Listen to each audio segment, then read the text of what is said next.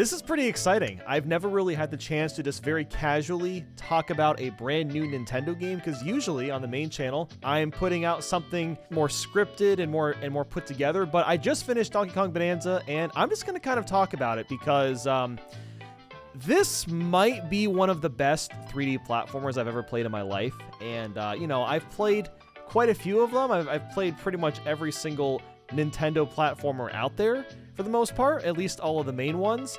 And I gotta say, you know, I was really wondering why is this game $70? Because that is a lot to spend even still. Like, yeah, Nintendo's slowly raising the price up and up and up. $80 for Mario Kart World, $70 for this, and I was like, man, I really hope this feels like a $70 game. And yeah, this actually feels like a $70 video game. Man, I think like the best way to describe Donkey Kong Bananza is that it's kind of like you take Mario Odyssey, take Banjo-Kazooie, and Donkey Kong 64, blend them all together, all the best parts of all those games, it's all of that on steroids. That is basically Donkey Kong Bananza. The whole time I was playing, I just had this like big dumb smile on my face, and I was just having the time of my life. Why was this game so freaking addicting? Well, it all comes down to the gameplay. And, you know, the gameplay is just smashing stuff. That's all you're doing. But it doesn't get old. And it doesn't get old because the audio-video feedback is just so satisfying. Like, this is the ultimate playground game. You see a thing you want to smash, do it. Pretty much everything in the game can be destroyed. And not just that, but it just goes flying in the air. And it just feels so, like the sounds that they use when you're like hitting stuff is so just crunchy, and it just feels so nice. And it's not even just breaking stuff, smashing everything in the game. It's the general moveset as well. DK is just really fun to control. He's incredibly fluid. Something I did learn as I was playing is that he's got a roll move, and you can actually pair jumping and rolling. They can kind of be chained together, and this will allow you to go faster than just walking. I guess like the main thing to say is that this game has a very deep moveset, just like with Mario Odyssey. It is by far the most fun DK has ever been to control. And this is coming from someone that doesn't really like how DK controls. I've always found being forced to roll and jump in the 2D games to be, I mean, it's satisfying, like it's fine, but I definitely prefer how a Mario game plays compared to DK. But the way that this game works is it's just like, I think the roll move, it's so fast and quick, it just works perfectly. Everything about the moveset just feels so good. And you know what else I like? Every single button on the controller does something different. X punches up, Y punches to the side, B punches down, A is for jumping, and of course, with Pauline, you have the singing move. You can pick stuff up with ZR. Like, it's so weird to play a Nintendo game where every single button is actually utilized properly. Even with like the transformations, you actually swap by using the D-pad. I know, crazy thought, right? Nintendo using the D-pad for something actually useful. Now, the reason that digging is so much fun, not only does it feel really good to use, but you're constantly, and I mean constantly, hit with little pieces of dopamine. So while you're digging, you'll often find these treasure chests that you can kind of just bust open, and the treasure chest might have like a little map to find a hidden banana, or you'll just find gold. Sometimes you'll find like this weird like gold like shimmering, and if you punch that, then boom, just like a ton of gold just comes pouring out. I think it's just the physics, just everything feels so alive in the game. There's so much stuff to collect. DK moves so swiftly that it's really easy to collect everything. Going back to the controller, you know, when you have a bunch of gold surrounding you, you actually don't have to run around and collect it. You can just push the R button, and DK will do this little smash move and just collect everything within his vicinity. And it just, everything just feels so perfect. Like I said, the moveset and the gameplay loop is just perfect. As for what the gold is used for, well, it's used to buy bananas, so this is similar to buying, say, power moons with Mario's coins. It's pretty much the exact same idea, but instead of purple coins, you have these fossils, in every single layer. Now, all the layers have their own unique kind of fossils. There's different rarities for each fossil, which is a little bit different to just having 100 purple coins. You're not going to find 100 fossils in every area. It kind of ranges depending on the place. And these fossils are basically used to buy clothes or change DK's color. Now, as far as I'm aware, just changing DK's color doesn't really do anything. It's just an aesthetic choice. But what is really, really cool about this game is the clothes actually make a difference in the gameplay. So just as an example, there's some breeches that DK can wear that'll reduce the damage of things like fire or spikes or even allow him to swim faster. And it's not even just that, but Pauline also gets these exact same upgrades, which basically means that you can mix and match this stuff if you really want to. So let's say you want to give DK better swimming, but then like with Pauline, maybe you'll want her to be able to like slowly recover hearts. There's a lot of different options. I obviously have not unlocked all the outfits yet. I played probably close to 20 hours of the game, and there is still a lot that I have to do. I actually looked at the collectible screen at the very end, and I think there's 777 bananas to find. So if you were not a fan of how many power moons that there were in Mario Odyssey, you might not be a fan of this game. It's very much the same kind of thing where you're finding bananas all the time. And sometimes you'll find bananas just out in the open. Usually it's like after getting through like a little bit of like an obstacle course challenge. And then sometimes you'll find them like hidden inside the sand. There's also sub-courses. So if you remember those from Mario Odyssey where you jump into a green or silver pipe, do a little bit of an obstacle challenge. Well, Donkey Kong Bananza has the exact same thing. You might end up battling a bunch of enemies. You might be running through a course or something with a time limit. There's a pretty big variety of things here. I would almost say there's more variety with these sub-courses compared to like Mario Odyssey. Now, something else about the game that I really liked is when you do collect a banana, you know, you hear the voice say, "Ooh, banana." And I butchered that pretty badly, but just like with Mario Odyssey's jingle, the "Oh Banana" jingle is gonna be stuck in your head for the rest of your life. It is deeply satisfying to get the jingle. Not only is the time a little bit faster than it was in Mario Odyssey, so you can get back to playing a little bit quicker, but you get this really fun, expressive like shot of DK either sticking his tongue out, he looks furious, or whatever it may be. He's doing some sort of cool pose. Even Pauline is posing with him too. And even every single transformation has its own unique pose. So there's a lot to look at. Once you get your banana, you get the satisfying sound effect, you get the satisfying voice, and you get a cool pose. It's great stuff. It's really, really great stuff. Now, something that is really new to this game compared to Mario Odyssey is the skill tree. And I was kind of curious how this was going to be, because I've played a lot of games with skill trees, and sometimes when you're upgrading your stuff, you don't really notice that much of a difference. Even when you've like fully maxed out everything, it still just kind of feels like you're playing the same game. So I was wondering, is actually upgrading stuff feeling substantially different? And I would say the answer is a little bit of yes and a little bit of no. So you can do a lot of different upgrades in this game. You can increase, your strength, your health, and I fully maxed out, I think, my punch so far, and honestly, I didn't really notice a difference because I was kind of leveling up my I think it's called a power punch, technically. I was leveling it up as I was going through the game, so the layers of just material to break through were already getting stronger and stronger. When I go back through and 100% get all the bananas, I imagine I'll notice a difference a little bit more, but even if that is something that you don't really notice as you're upgrading, there are also a lot of your moves get like little tweaks and upgrades. So just as like an example, when DK smashes R, he'll basically release this little sonar to help you find things in the sand. And basically, you can increase the length of the sonar, and that is actually pretty helpful. And every single transformation also has little bits and upgrades. Sometimes, like the ability you're using will last longer, it'll add this little thing here and there. There's a lot of variety here. It's definitely one of the better skill trees that I have used. Now I want to talk about the transformations really quickly. I guess the closest comparison would be like the captures from Super Mario Odyssey, and I guess it's the same idea. I don't know if I would necessarily say that though.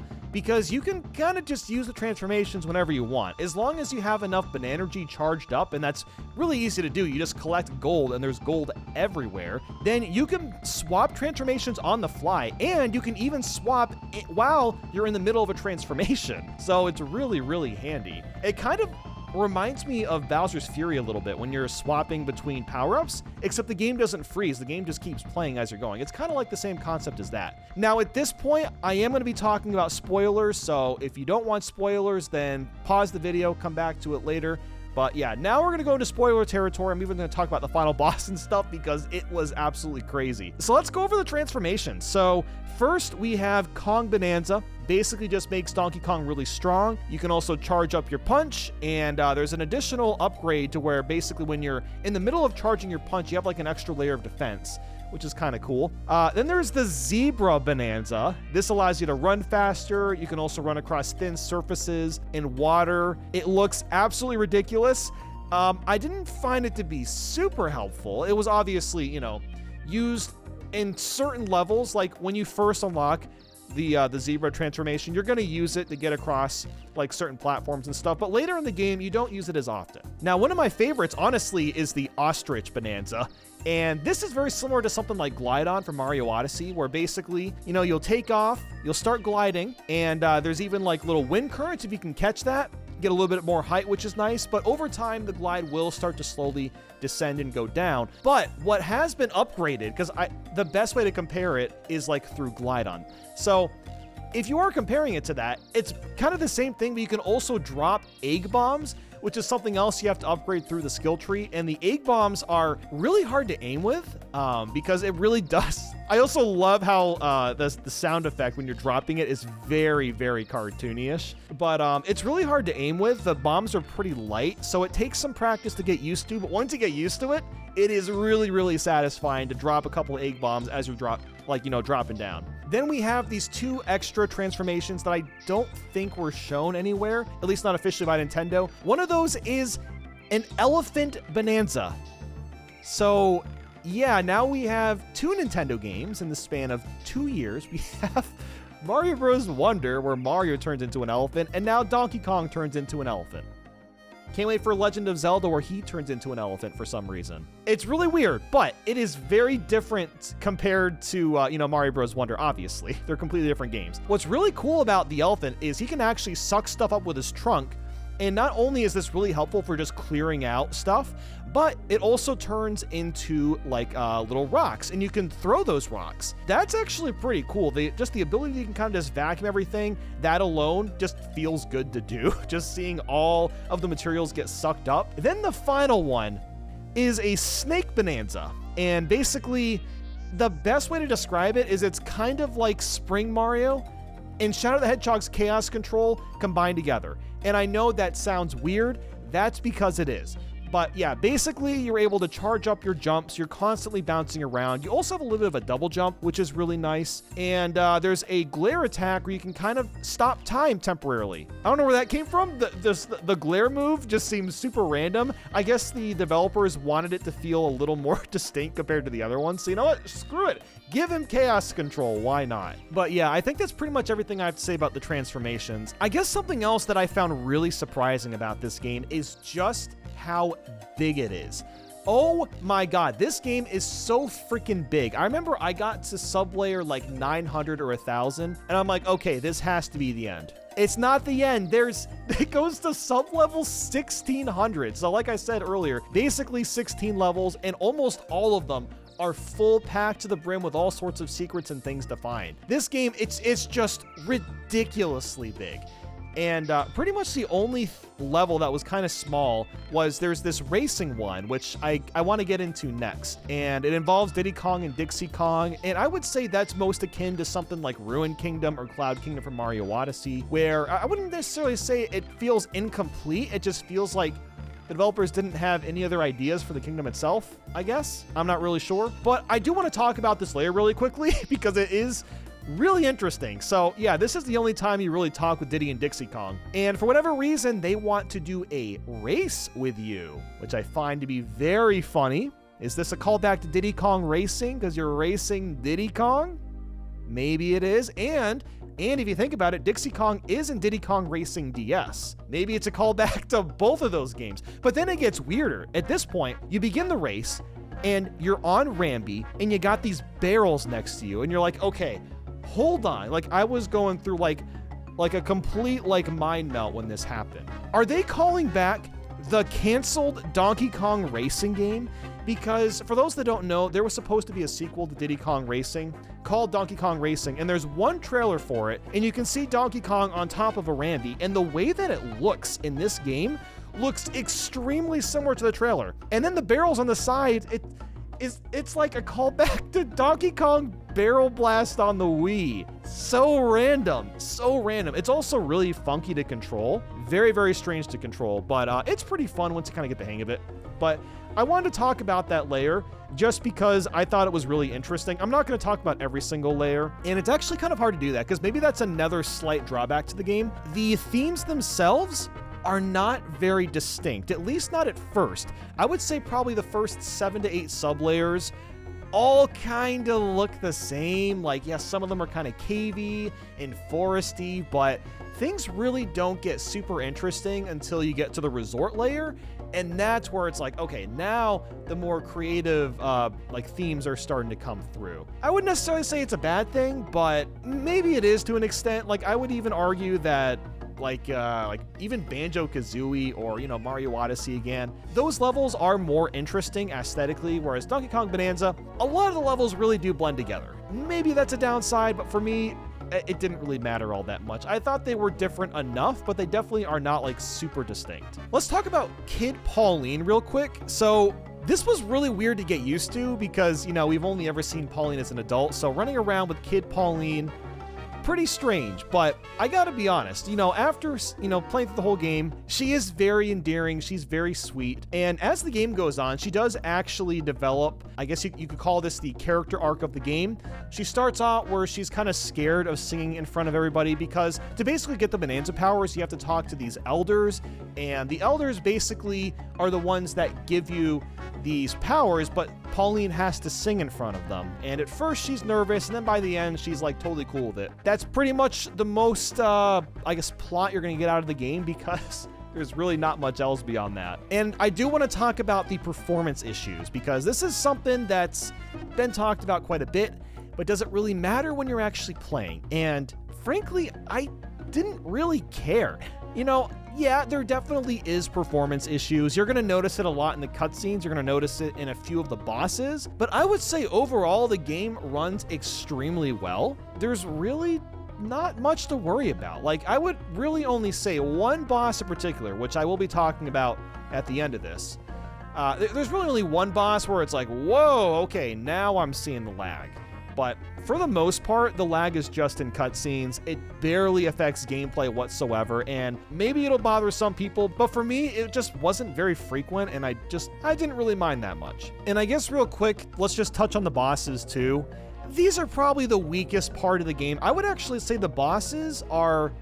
It's weird. I would probably say the bosses are worse than the performance issues. I would say that's the worst part. And it's not because the bosses are bad. They're all are, well, mostly original, and they all have creative patterns and stuff. They're really cool looking, but they're just way too easy. And yeah, it's a Nintendo game. Of course it's gonna be easy, right? This is a game for kids. Man, they are really, really easy in this game. I would even say the Mario Odyssey bosses are harder than this game. That, to give you a frame of reference, it is no effort to beat these bosses. The only time I died, there was one boss where I didn't know what to do, so I died a couple times, and then the final boss, I lost, I think once or twice, just because it finally started to get hard by the very end. But for the most part, they are an absolute breeze, and I do wish they were a little bit harder, at least later in the game. It is what it is, right? You know what? That's just kind of how Nintendo games are. And man, there are a ton of just Mario Odyssey elements that are present here.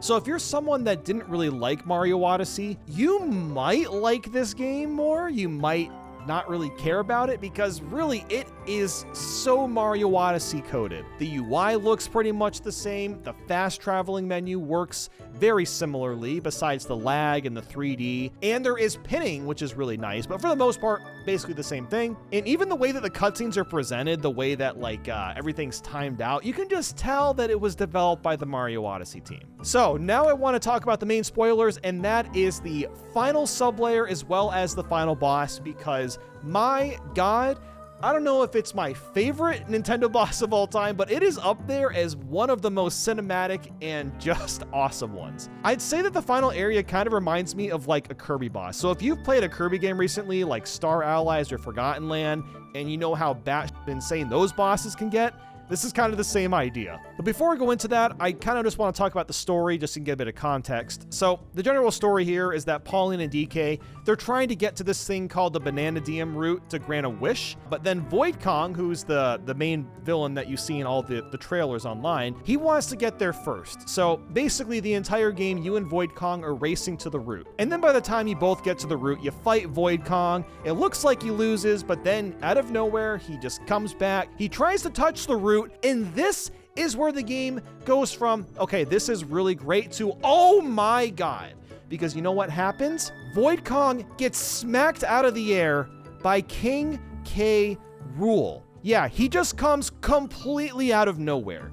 We haven't seen King K. Rool in a Donkey Kong game since, I think, the Nintendo DS. It's been like 20 years. And just out of nowhere, he's just here now. And it's not even just that, but the last area is just filled with classic Donkey Kong Country remixed music as well as enemies. And these enemies, you don't see them anywhere else in the game. They are only in the final area. This includes the critters, you got Mini Necky, there's even zingers throwing rocks at you. What I really love about this too is that whenever you kill a critter, and they make that really goofy sound as well. Like, I can't believe they actually kept the sound exactly the same as from the 90s. That is just awesome. And then the battle with K. Rool is just over the top, absolutely ridiculous. You end up going to New Donk City by the end, but this is also where the worst of the lag comes in. So as you can see here, there is a lot of lag in this footage. The game runs perfectly fine. It doesn't necessarily hinder the gameplay, but it is really jarring to see the frames go down so much from the boss fight, which I guess is a little bit disappointing, but it's really hard to be disappointed when this game also includes a fake-out ending, just like from Donkey Kong Country 1, and then the final phase takes place in the boxing ring from Donkey Kong 64.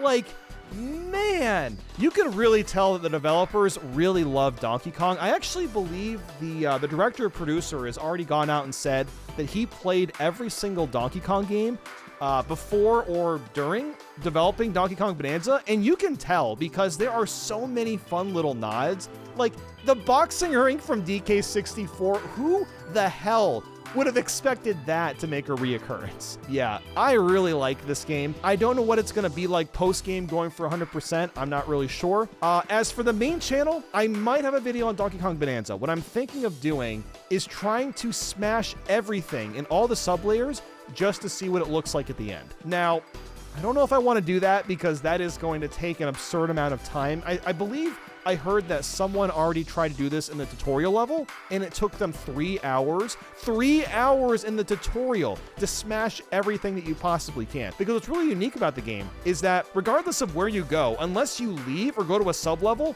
the terrain you destroy stays exactly where it is. So I thought it'd be kind of cool just to see what it looks like when everything is destroyed. But there's so many sub-layers. I don't know if I'm going to do it. If I am, the video's not coming out for a while. I am super excited to go back to play. I've actually been playing so much, my right arm is starting to get kind of sore. So I'm going to take a break for a little bit. We'll get this video out, but I'll be 100% in the game, and then maybe there'll be a video on the main channel about it. I don't know. All right, that's about it. All right, bye.